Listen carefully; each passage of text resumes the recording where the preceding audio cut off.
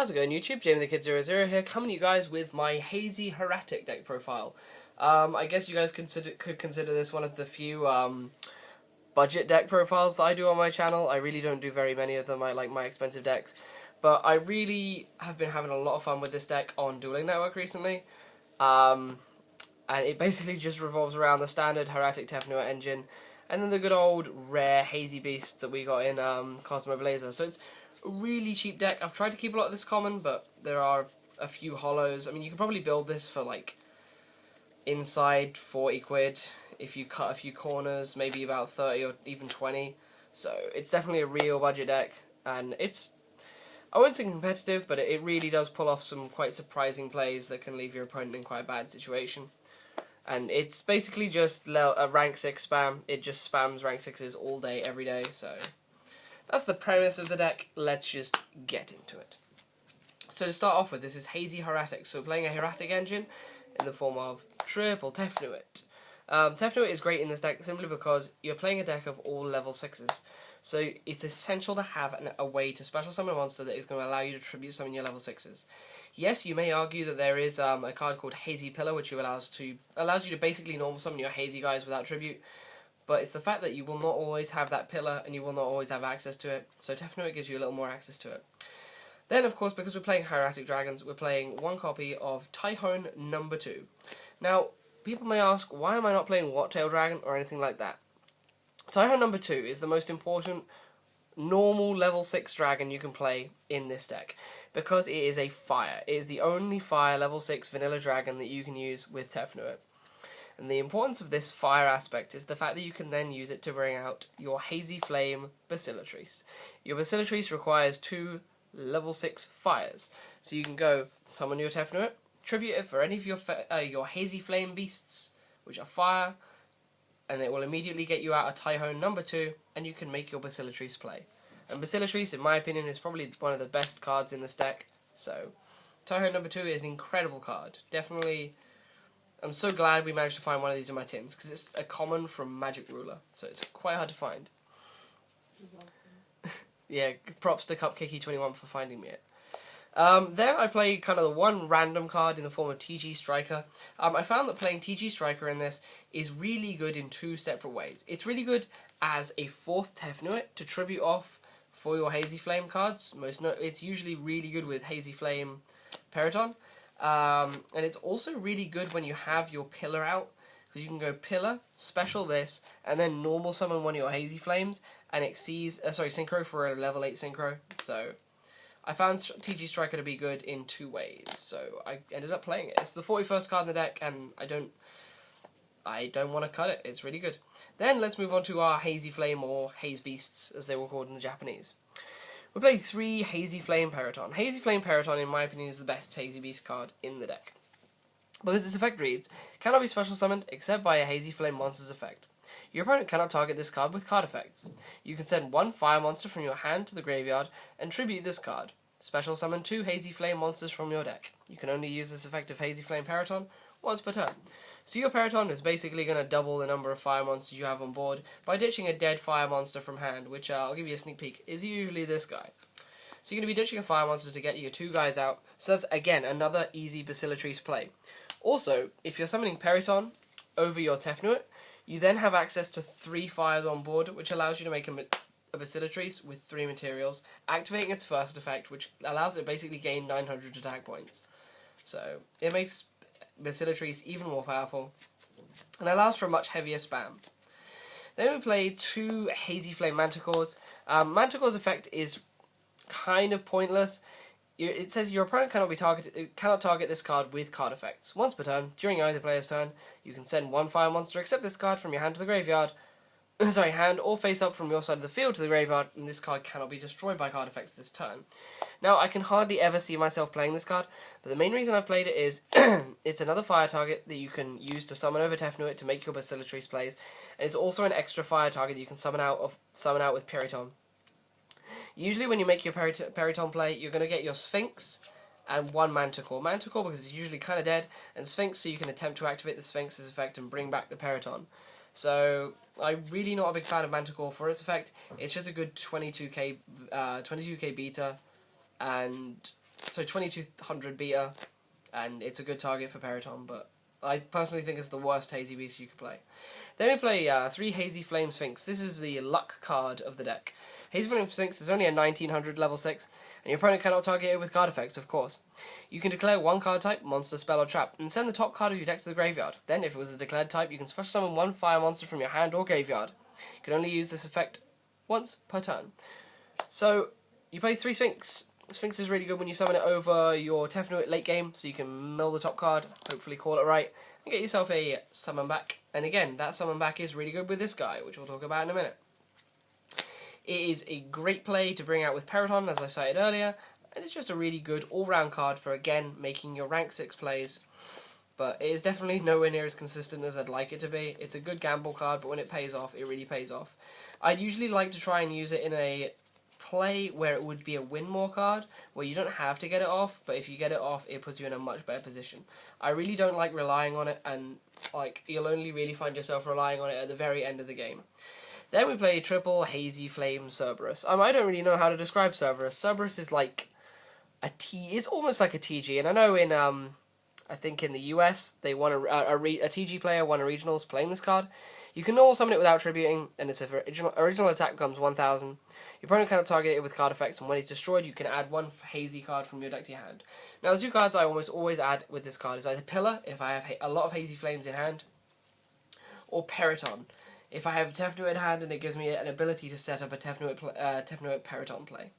So it is basically just your searcher for the deck. Really awesome card, and most of the time I do just find myself summoning it with 1000 and getting it run over. But it's pretty good. It's pretty good. Then we're going to talk about 2 of some of the kind of the best cards that you could just throw in this deck. I play 2 copies of Fire King High Avatar Garunix. Now, you all know what Garunix does. He is that phoenix when he's destroyed by a card effect, dies and comes back to life in the standby phase.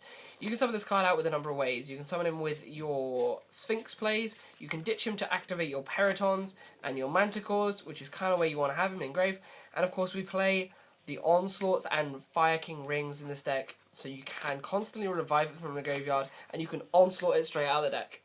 So the card is very, very playable. Then we play a lot of monsters in this deck and a lot of spells, so we do not have much room for traps to stop our OTKs. So we play 2 copies of Tragodia. There should be a Gauze in here, but I cut the Gauze for an earlier build of this deck, and since I've been testing the new build without the Gauze, I still haven't found the need for the Gauze. So instead of making the deck 42 cards, I've just kept it 2 Trags, but I would definitely be playing the Gauze at my locals because it's a very OTK based meta. But in the interests of this deck profile, I think the double Trag is enough. Also, please forgive any shouting you can hear coming through the floor. I think there is a birthday party in the common room beneath me, so they're being kind of loud. So onto the spells. We play the Trinity of Reborn, Dark Hole Storm, and then for the final one-off, we play 1 Creature Swap. Creature Swap comes into its own in this deck with really small Tragodias, and most namely your Hazy Flame Cerberuses. So this allows you to normal summon Cerberus, Creature Swap it for your opponent's monster, kill the Cerberus, and search for something. The standard TG play. So it's also really useful when you summon out your Striker. If you have the Striker and Creature Swap in hand, you can just switch the Striker for a really good monster your opponent has, and then run over the Striker for some damage. Really awesome plays. Then, for 2 offs in the deck, we play double MST, double Duality. Those are our kind of generic cards. So onto the themic stuff. This is Hazy Hieratic. So we're going to play spell traps that befit both cards. So we play double Hieratic Seal of Convocation, because you want to get to those Tefnuits fast. Those Tefnuits are part of your essential combo plays, so you really want a way to get to them. So you play 3 Tefnuits and 2 more ways to get to them. So it's 5 cards. It's a 1 in 6 chance that you will have a Tefnuit in hand in the start. So it's almost guaranteed when you're drawing 6 cards at the start of the game. So we're going to then move on to the Hazy stuff, because I wish I could play 3 Convocation, but sadly it's a 2. We play triple Hazy Pillar. Hazy Pillar is a really awesome card in the deck. It stops your hands from being dead, because you might find it's kind of like a standard Hieratic deck. The Hieratics often sit dead in your hand, because you can't summon them until you get to your Tefnuits or your Nebthets. I think it was Nebthet. Hazy Pillar is really good, because it turns all of your Hazy Beasts into normal summonable monsters. And you have quite a few plays that you can make by normal summoning those Hazy Beasts, by normal summoning things like Periton and Sphinx. So Hazy Pillar really does open them up. And forgive me for my distraction, I don't know if you can hear it, but it's really loud downstairs. Then we play 3 copies of Onslaught of the Fire Kings. This is probably the best spell in the deck. Onslaught of the Fire Kings reads, if your opponent controls a monster and you control no monsters, special summon 1 fire beast, beast warrior or winged beast type monster from your deck. Its effects are negated and is destroyed during the end phase. Now this card is really awesome because you can use it in one of 2 ways. You can try and make your Tefnuit plays, and then when they get warninged, drop an Onslaught and immediately drop a avatar on their face. Or you can also use Onslaught to try and get a Hazy Beast Cerberus, or a Hazy Flame Sphinx, or a Hazy Flame Manticore straight out of your deck to tribute off for another Hazy Flame monster if you should so need to, and if you have run out of Garunixes to summon out of the deck. So Onslaught is probably the most versatile card in the deck. You would almost always use it to either bait out your opponent's bottomlesses by bringing out a Garunix, or when your opponent has dealt with one of your plays that you've tried to make, just dropping a Garunix on their face anyway. So Onslaught is a really, really awesome card. It is a 1 card out to your opponent's back row because it will bait it out. So it's really, really good. Then we play 2 copies of Circle of the Fire Kings. Circle is really awesome because if you draw into your Garunix, it's not immediately dead. Because you draw into your Garunix, discard it for your Periton plays or things like that, and then you know that if your opponent has an out to your board, I mean, even if they have a Torrential or things like that, you can just Circle of the Fire Kings off whatever they've tried to target or kill, and then you can immediately special summon out your Garunix, which is really, really awesome. So it gets the Garunix online pretty easily. And then, moving on to the trap lineup, we play 3 traps in the form of 3 Threatening Roars. These are just in the deck to stop all your opponent's OTK plays. They're kind of my favourite trap at the moment to run when you don't have enough room for a main trap board. It just stops OTK plays. That's the one purpose of it. It stops you losing. Then let's move on to the extra deck. That is the complete main deck. It's 41 cards at the moment, but you can manipulate it as you so choose. So we're going to play 3 copies of the best card in the extra deck, Hazy Flame Basilatrice. Hazy Flame Basilatrice is a pretty complicated card. Once per turn, you can detach 1 Xyz material from this card to target 1 monster your opponent controls or that is in their graveyard and banish it. So it's very good against things like Insectors, anything that revolves around the graveyard, or anything with just big monsters that stick on field that you really want to just get the hell out of there. This card also gains effects based on the number of Xyz materials attached to it, because you can form it out of 2 or more level 6 fire monsters. If it has 3 or more, it gains 200 attack and defense for each one attached to it, so it becomes a 3100 beta if it has 3 materials. At 4 or more, this card cannot be targeted by your opponent's card effects, the standard Hazy Flame ability, or at 5, it cannot be targeted by card effects. So it's a pretty damn good card. I personally just use it with 2 guys, just to remove something completely off the board, but if you can make it bigger with your Hazy Pillar, or some of the plays that I outlined earlier, definitely make it bigger because it can be really, really crazy good with like 4 or 5 materials. Then for the more generic 6s, we play 1 Photon Strike Bouncer, 1 number 6 Chronomaly Atlantis, because burning your opponent for half their life points if they've used a number card is pretty good. 1 Insector Exabeetle, 1 Swordbreaker, 1 Hieratic Dragon King of Atom. The Atom is in there as an option just in case we should want to bring things out of the deck to get more Tefnuits out of the deck after you've made your Tefnuit play. It's just a good option. I hardly ever make it, but it's an option.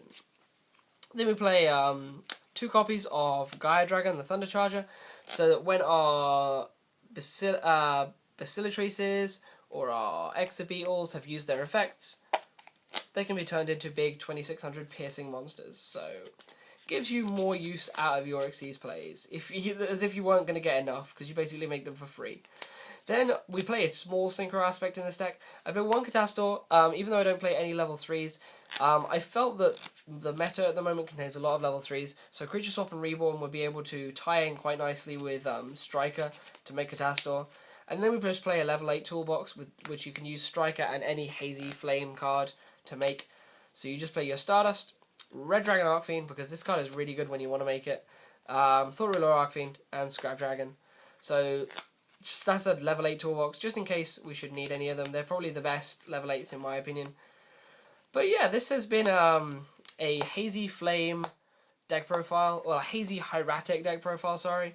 I've definitely had a lot of fun testing this deck, and I think you guys should definitely check it out. It's really quite something, and for the budget players, it should be quite enjoyable for you. I hope none of this gets hit in the February ban list, sorry, the March ban list, because I'm definitely going to enjoy playing this at like fun events that I go to. And hopefully I'll try and bring you some duel videos with this, because I'll be taking it to my locals to test on Wednesday. So otherwise, yeah, this is Jamie the Kid 00. I'll see you guys next time with some more content. Blech. Peace out, guys. Bye.